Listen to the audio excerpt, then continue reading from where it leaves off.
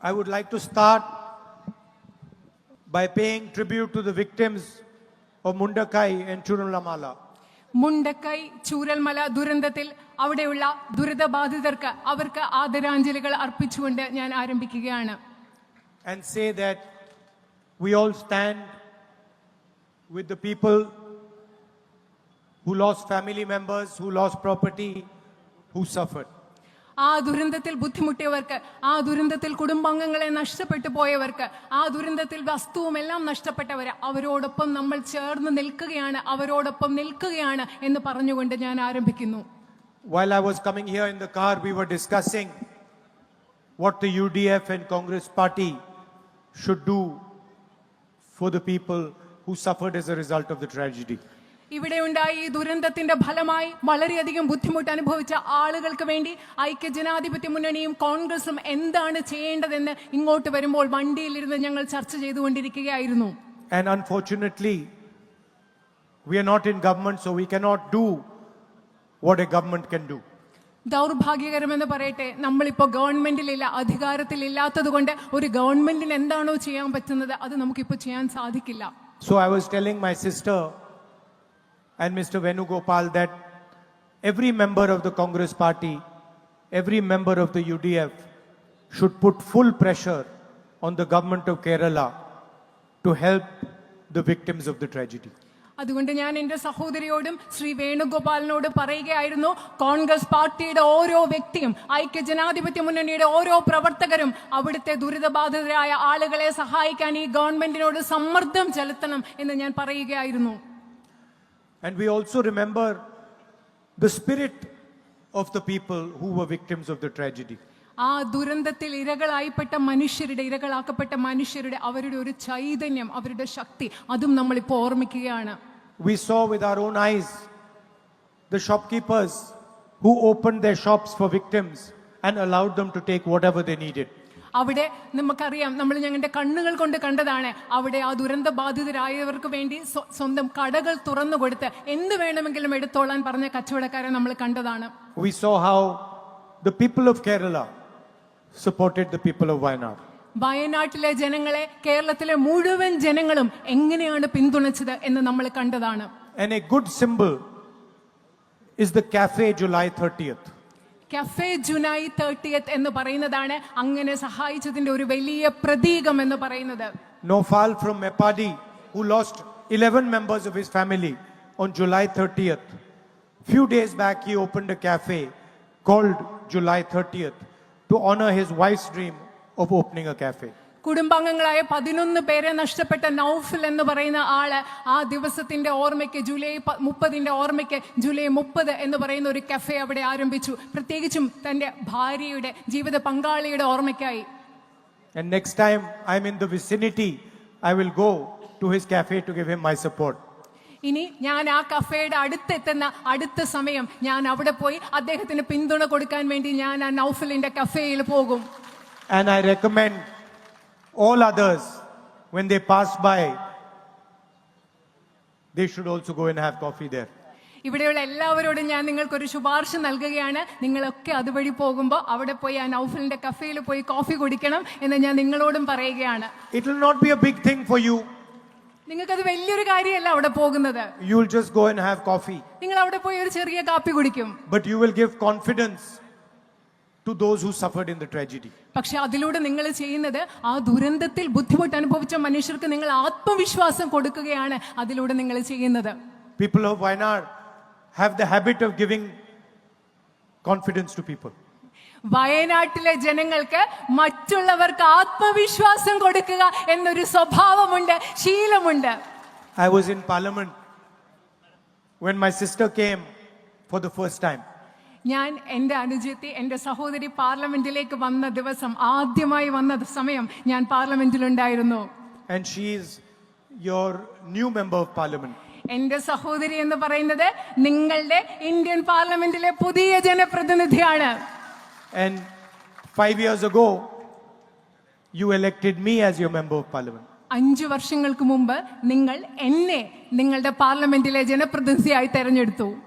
And I was thinking, while my sister was taking her oath, that how has she arrived at the point where she's taking her oath? എന്റെ സഹോദരി സത്യപ്രതിജ്ഞ ചെയ്തപ്പം ഞാൻ ആലോചിക്കുകയായിരുന്നു, ഇന്ന് സത്യപ്രതിജ്ഞ ചെയ്യുന്ന ആ തലത്തിലേക്ക് എങ്ങനെയാണ് എന്റെ സഹോദരി എത്തിച്ചേർന്നത്.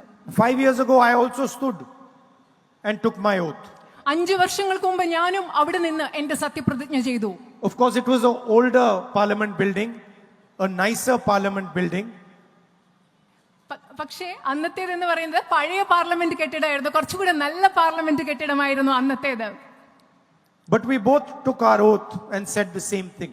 പക്ഷെ ഞങ്ങൾ രണ്ടുപേരും ഞങ്ങളുടെ സത്യപ്രതിജ്ഞ ചെയ്തു. ഒരേ കാര്യമാണ് ഞങ്ങൾ രണ്ടുപേരും സത്യപ്രതിജ്ഞ ചെയ്തപ്പോൾ പറഞ്ഞത്. And so I was thinking, how did my sister arrive at that point? And I realized that it was a feeling inside the heart of the people of Wayanad that made her arrive there. ഞാൻ ആലോചിക്കുകയായിരുന്നു എന്റെ സഹോദരി അവിടെ എത്തിച്ചേർന്നത് എന്താണ്. അപ്പൊ ഞാൻ ചിന്തിക്കുകയായിരുന്നു, എനിക്ക് മനസ്സിലായി വയനാട്ടിലെ ജനങ്ങളുടെ ഹൃദയത്തിലുള്ള ഒരു തോന്നലാണ്, വികാരമാണ് എന്റെ സഹോദരി അവിടെ എത്തിച്ചതെന്ന്. She won by over 4 lakh votes. 4 ലക്ഷത്തിലധികം ഭൂരിപക്ഷത്തിൽ കൂടിയാണ്, വോട്ടുകൾ നേടിയാണ് എന്റെ സഹോദരി ഭൂരിപക്ഷം നേടിയാണ് വിജയിച്ചത്. What was the total vote she got? എത്രയാണ് മുഴുവനായി കിട്ടിയ വോട്ടുകൾ? 9,52,000. So she got 9,52,000 votes. 9,52,000 വോട്ടുകളാണ് എന്റെ സഹോദരിക്ക് ലഭിച്ചത്. That means that total vote नहीं, उनको कितना मिला? 6,60,000. 6 lakh, sorry. ക്ഷമിക്കണം, 6,60,000 votes she got. 9,52,000 വോട്ടുകൾ പോൾ ചെയ്തതിൽ 6,60,000 വോട്ടുകളാണ് എന്റെ സഹോദരിക്ക് ലഭിച്ചത്. That means in 6,60,000 people's heart there was a feeling towards making my sister reach that point. അതിന്റെ അർത്ഥം എന്ന് പറഞ്ഞാൽ വയനാട്ടിലെ 6,60,000 ജനങ്ങളുടെ മനസ്സിൽ എന്റെ സഹോദരി അവിടെ എത്തണം എന്ന തോന്നലുണ്ടായിരുന്നു എന്നതാണ് അതിന്റെ അർത്ഥം. And knowing my sister, I'm also sure that many of the people who voted for the opposition thought that maybe we should give her the vote, but then they decided to give it to the opposition. എനിക്ക് എന്റെ അനുജത്തെ അറിയാവുന്നതുകൊണ്ട് എനിക്കറിയാം, ഒരു പക്ഷെ പ്രതിപക്ഷത്തിൽ, അതായത് എതിർ സ്ഥാനാർത്ഥിക്ക് വേണ്ടി vote ചെയ്ത ആളുകളും ചിന്തിച്ചിട്ടുണ്ടാവും, ഒരു പക്ഷേ പ്രിയങ്ക ഗാന്ധിക്ക് വോട്ട് ചെയ്തേക്കാം എന്ന് ചിന്തിച്ചിട്ടായിരിക്കും അവർ മറ്റു സ്ഥാനാർത്ഥിക്ക് വോട്ട് ചെയ്തത്. So when we are sitting in parliament, we have to realize that of course we are individuals. പാർലമെന്റിൽ നമ്മൾ ജനപ്രതിനിധിയായിരിക്കുമ്പോൾ നമുക്ക് മനസ്സിലാക്കേണ്ട ഒരു കാര്യമുണ്ട്, തിരിച്ചറിയേണ്ട ഒരു കാര്യമുണ്ട്. തീർച്ചയായിട്ടും നമ്മൾ വ്യക്തികളാണ്. And Priyanka is an individual and Rahul is an individual taking the oath. Priyanka എന്ന് പറയുന്നതും രാഹുൽ എന്ന് പറയുന്നതും സത്യപ്രതിജ്ഞ ചെയ്യുന്ന 2 വ്യക്തികളാണ്. But actually, more than an individual, we are a feeling in the heart of the people of Wayanad. പക്ഷേ സത്യത്തിൽ പറഞ്ഞാൽ വ്യക്തികൾ എന്നതുപരി ഞങ്ങൾ 2 പേരും, രാഹുൽ എന്നതും പ്രിയങ്ക എന്നതും വയനാട്ടിലെ ജനങ്ങളുടെ ഹൃദയത്തിലുള്ള ഒരു വികാരമാണ്. And the people of Wayanad have put trust in us. വയനാട്ടിലെ ജനങ്ങൾ ഞങ്ങളിൽ വിശ്വാസം അർപ്പിച്ചിട്ടുണ്ട്. Put belief in us. ഞങ്ങളിൽ അവരുടെ വിശ്വാസം അവർ അർപ്പിച്ചിട്ടുണ്ട്. And said to us that you please go to the Parliament of India and represent this feeling in the Parliament. അവർ ഞങ്ങളോട് പറയാണ്, നിങ്ങൾ ഇന്ത്യൻ പാർലമെന്റിൽ പോയി ഞങ്ങളുടെ വികാരങ്ങളെ, ഞങ്ങളുടെ തോന്നലുകളെ നിങ്ങൾ പ്രതിനിധീകരിക്കുക എന്നാണ് വയനാട്ടിലെ ജനങ്ങൾ ഞങ്ങളോട് പറഞ്ഞത്. So the most important thing for us is that we are representing the feeling that has sent us there. അതായത് ഞങ്ങളെ സംബന്ധിച്ചിടത്തോളം ഏറ്റവും പ്രധാനപ്പെട്ട തോന്നൽ എന്ന് പറയുന്നത്, ഏറ്റവും പ്രധാനപ്പെട്ടതെന്ന് പറയുന്നത് നിങ്ങളുടെ ആ തോന്നലിനെ അവിടെ പ്രതിനിധീകരിക്കുക എന്നുള്ളതാണ്. So when I see a little child in Wayanad, I say, oh, his mother and father sent me to the Lok Sabha. ഇവിടെ വയനാട്ടിലെ ഒരു കൊച്ചുകുട്ടിയെ കാണുമ്പോൾ ഞാനിപ്പോൾ ചിന്തിക്കും, ആ കുട്ടിയുടെ അച്ഛനും അമ്മയാണ് എന്നെ ലോക്സഭയിലേക്ക് അയച്ചത് എന്നാണ് ഞാൻ ചിന്തിക്കുന്നത്. That means I have to look after him. അതിന്റെ അർത്ഥം എന്ന് പറയുന്നത് ആ കുട്ടിയോ കുഞ്ഞിനെയോ ആ കുട്ടിയുടെ അച്ഛനെയോ അമ്മയോ ഞാൻ നോക്കണം, അവരെ സംരക്ഷിക്കണം, പരിപാലിക്കണം. If I can make him little happy, I should do it immediately. ആ കുഞ്ഞിനെ എനിക്ക് ഇത്തിരി സന്തോഷം കൊടുക്കാൻ പറ്റുമെങ്കിൽ ഞാൻ അത് പെട്ടെന്ന് തന്നെ ചെയ്യണം. അതാണ് ഞാൻ ചെയ്യേണ്ടത്. In the Lok Sabha, we are fighting a political ideology. ലോക്സഭയിൽ ഞങ്ങൾ പോരാടുന്നത് ഒരു രാഷ്ട്രീയ പ്രത്യയശാസ്ത്രത്തിന് വേണ്ടിയാണ്. We are talking about feelings, emotion, affection, love. They talk about hatred, anger, division, violence. ഞങ്ങളിവിടെ സ്നേഹത്തെക്കുറിച്ച്, വികാരങ്ങളെക്കുറിച്ച്, തോന്നലുകളെക്കുറിച്ച്, ഇഷ്ടത്തെക്കുറിച്ചൊക്കെ സംസാരിക്കുമ്പോൾ നമ്മൾ ഏത് രാഷ്ട്രീയ പ്രത്യയശാസ്ത്രത്തെയാണോ എതിർക്കുന്നത് അവര് വിദ്വേഷത്തെക്കുറിച്ചും വെറുപ്പിനെക്കുറിച്ചും അക്രമത്തെക്കുറിച്ചുമാണ് സംസാരിച്ചു കൊണ്ടിരിക്കുന്നത്. We talk about listening to people, we talk about humility. They behave arrogantly. ഞങ്ങൾ ജനങ്ങളെ ശ്രവിക്കുന്നതിനെ കുറിച്ച്, ജനങ്ങളെ കേൾക്കുന്നതിനെ കുറിച്ച് പറയുന്നു, വിനയത്തെക്കുറിച്ച് സംസാരിക്കുന്നു, പക്ഷെ അവർ ധാർഷ്ട്യത്തോടു കൂടിയാണ് പെരുമാറുന്നത്. And so at a higher level, that is the fight taking place. ഈ പോരാട്ടം നടക്കുന്നത് ഒരു ഉയർന്ന തലത്തിലാണ്. It's an ideological fight, it's a fight to protect the constitution. ഇതെന്ന് പറയുന്നത് ആശയപരമായ ഒരു പോരാട്ടമാണ്. അതുപോലെ ഇന്ത്യൻ ഭരണഘടനയെ സംരക്ഷിക്കാൻ കൂടിയുള്ള ഒരു പോരാട്ടമാണിത്. Constitution says all people should be treated equally. നമ്മുടെ ഭരണഘടന പറയുന്നത് ഈ രാജ്യത്തെ എല്ലാ ജനങ്ങളെയും തുല്യരായി കണക്കാക്കണമെന്നാണ്. Prime Minister Modi says Adani is going to be treated differently than every other Indian. പക്ഷെ പ്രധാനമന്ത്രി നരേന്ദ്രമോദി എന്ന് പറയുന്നതാണ് ഇന്ത്യയിലെ മറ്റെല്ലാ ഇന്ത്യക്കാരെക്കാളും പ്രത്യേകതയോടുകൂടി അദാനിയെ പരിഗണിക്കണമെന്നാണ് നരേന്ദ്രമോദി പറയുന്നത്. Prime Minister Modi says doesn't matter if Adani has been indicted in the United States, has been called a criminal in the United States. In India, we will not indict him. അതായത് നരേന്ദ്രമോദി പറയുന്നത് United States of അമേരിക്കയിൽ അദാനിയെ കുറ്റാരോപിതനാക്കി അദ്ദേഹത്തെ കുറ്റക്കാരൻ എന്ന് പറയുന്നു. പക്ഷെ ഇന്ത്യയിൽ ഞങ്ങൾ അദ്ദേഹത്തിനെതിരെ ഒന്നും ചെയ്യില്ല, അദ്ദേഹത്തെ ആക്രമിക്കില്ല എന്നാണ് നരേന്ദ്രമോദി പറയുന്നത്. The Indian Constitution says treat all people in India, all regions in India, all states in India fairly. Indian ഭരണഘടന പറയുന്നത് ഇന്ത്യയിലെ എല്ലാ പ്രദേശങ്ങളെ, ഇന്ത്യയിലെ എല്ലാ സംസ്ഥാനങ്ങളെയും തുല്യതയോടുകൂടി പരിഗണിക്കണമെന്നാണ് ഇന്ത്യൻ ഭരണഘടന പറയുന്നത്. Prime Minister of India says, regardless of what tragedy Wayanad has faced, I will not give them the support that is their due. പക്ഷെ ഇന്ത്യയുടെ പ്രധാനമന്ത്രി എന്താണ് പറയുന്നത്? വയനാട്ടിൽ എന്ത് ദുരന്തം ഉണ്ടായിക്കൊള്ളട്ടെ, പക്ഷെ ഞാൻ അവർക്ക് അവർ അർഹതപ്പെടുന്നത് ഞാൻ നൽകില്ല എന്നാണ് ഇന്ത്യൻ പ്രധാനമന്ത്രി പറയുന്നത്. So this is the atmosphere in which we are operating. ഇന്ന് നമ്മൾ പ്രവർത്തിക്കുന്ന ഒരു അന്തരീക്ഷം എന്ന് പറയുന്നത് ഈ ഒരു അന്തരീക്ഷമാണ്.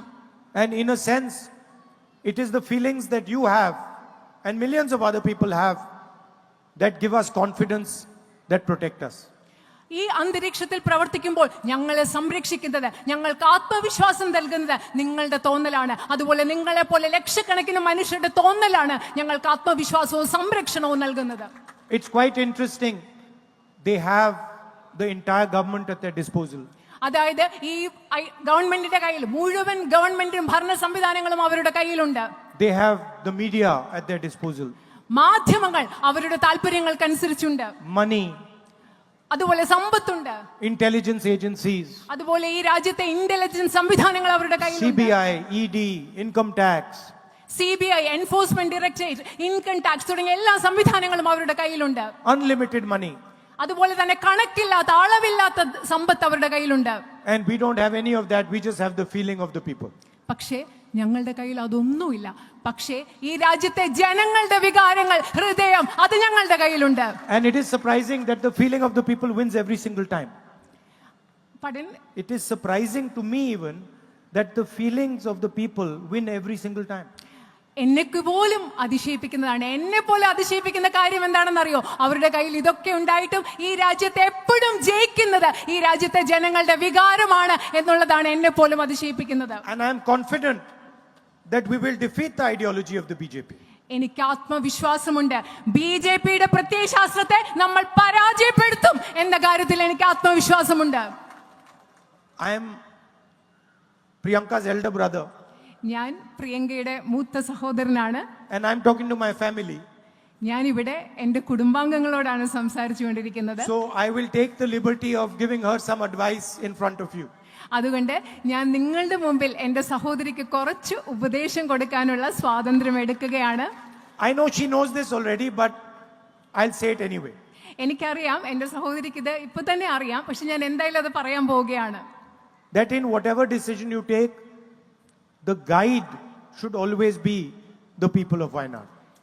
എന്ത് തീരുമാനം നിങ്ങൾ എടുത്താലും എൻ്റെ സഹോദരിയോട് ഞാൻ പറയുകയാണ്, അതിൽ നിങ്ങളുടെ മാർഗദർശി വഴികാട്ടി എന്ന് പറയുന്നത് വയനാട്ടിലെ ജനങ്ങളായിരിക്കണം. There are many people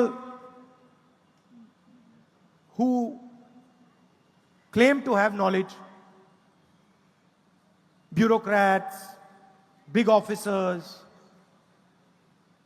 but true knowledge always resides with the people. ഇവിടെ ഒരുപാട് ആളുകൾക്ക് അറിവുള്ള ഒരുപാട് ആളുകളുണ്ട്, ഉദ്യോഗസ്ഥരുണ്ട്, ബ്യൂറോക്രാറ്റുകളുണ്ട്. പക്ഷേ യഥാർത്ഥ അറിവെന്ന് പറയുന്നത് എപ്പോഴും ഉള്ളത് ജനങ്ങളിലാണ്. ജനങ്ങൾക്കാണ് യഥാർത്ഥ അറിവുള്ളത്. You want to understand about rice, go to a farmer. നിങ്ങൾക്ക് നെല്ലിനെ പറ്റി അറിയണം, അരിയെ പറ്റി അറിയണം, നിങ്ങൾ ആരുടെ അടുത്തേക്ക് പോകണം? ഒരു കർഷകന്റെ അടുത്തേക്ക് പോകണം. You want to understand the market, go to a shopkeeper. നിങ്ങൾക്ക് മാർക്കറ്റിനെ കുറിച്ച്, വിപണിയെ കുറിച്ച് അറിയണം, നിങ്ങൾ ഒരു കച്ചവടക്കാരന്റെ അടുത്തേക്ക് പോകണം. You want to understand the school system, go to the children, go to the teachers, go to the headmasters. നിങ്ങൾ ഒരു സ്കൂൾ സംവിധാനത്തെ കുറിച്ച് നിങ്ങൾക്ക് മനസ്സിലാക്കണം, നിങ്ങൾ കുട്ടികളുടെ അടുത്തേക്ക് പോകും, നിങ്ങൾ അധ്യാപകരുടെ അടുത്തേക്ക് പോകും, നിങ്ങൾ ഹെഡ് മിസ്ട്രസിന്റെ അടുത്തേക്ക് പോകണം. And I'm sure that she's going to do that. She's going to go to all of you and listen to you.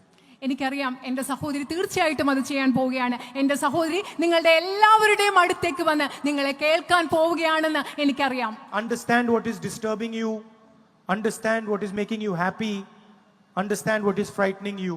നിങ്ങളെ എന്താണ് ബുദ്ധിമുട്ടിക്കുന്നത്, നിങ്ങളെ സന്തോഷിപ്പിക്കുന്നത് എന്താണ്, നിങ്ങളെ പേടിപ്പിക്കുന്നത് എന്താണ് എന്ന് മനസ്സിലാക്കാൻ എൻ്റെ സഹോദരി നിങ്ങളുടെ അടുത്തേക്ക് വരുമെന്ന് എനിക്കറിയാം. And respect the millions of people whose feeling has sent you to the Lok Sabha in the first place. അതുമല്ല, നിങ്ങളെ എൻ്റെ സഹോദരിയെ ലോക്സഭയിലേക്ക് അയച്ച ലക്ഷക്കണക്കിന് ആളുകളുടെ ഹൃദയവികാരങ്ങളെ ബഹുമാനിക്കുക എന്നതും എൻ്റെ സഹോദരി ചെയ്യും. അതും ഉപദേശമായി ഞാൻ പറയുകയാണ്. And I've said it many times that she's your official member of parliament, I'm your unofficial member of parliament. ഞാൻ നിങ്ങളോട് ഇത് പല പ്രാവശ്യം പറഞ്ഞിട്ടുണ്ട്. എൻ്റെ സഹോദരി ഇന്ത്യൻ പാർലമെന്റിലെ നിങ്ങളുടെ ഔദ്യോഗിക ജനപ്രതിനിധിയാണ്, പക്ഷെ ഞാൻ നിങ്ങളുടെ അനൗദ്യോഗിക ജനപ്രതിനിധിയാണ്. Only Wayanad has this, no other constituency has this. വയനാട്ടിന് മാത്രമേ ഉള്ളൂ, വേറെ ഒരു നിയോജക പാർലമെന്റ് മണ്ഡലത്തിലും ഇങ്ങനെ രണ്ട് ജനപ്രതിനിധികളില്ല. And so if you need something repeated, I'm always there to do so. നിങ്ങൾക്ക് എന്തെങ്കിലും വേണമെങ്കിൽ ഞാൻ എല്ലായ്പ്പോഴും നിങ്ങൾക്ക് വേണ്ടി അവിടെയുണ്ട്. Thank you very much and all my love to every single person in Wayanad. വളരെയധികം നന്ദി. വയനാട്ടിലെ ഓരോ വ്യക്തിക്കും എൻ്റെ എല്ലാ സ്നേഹവും. UDF, LDF, everybody. UDF ഐക്യ ജനാധിപത്യ മുന്നണിയുടെയും ഇടതുപക്ഷ ജനാധിപത്യ മുന്നണിയുടെയും LDFന്റെയും എല്ലാ പ്രവർത്തകർക്കും എൻ്റെ നന്ദി. It was an honor for me to be your member of parliament. നിങ്ങളുടെ ഇന്ത്യൻ പാർലമെന്റിലെ നിങ്ങളുടെ ജനപ്രതിനിധി ആയിരിക്കുക എന്നത് എന്നെ സംബന്ധിച്ചിടത്തോളം വലിയൊരു ആദരവായിരുന്നു. Namaskar. നമസ്കാരം.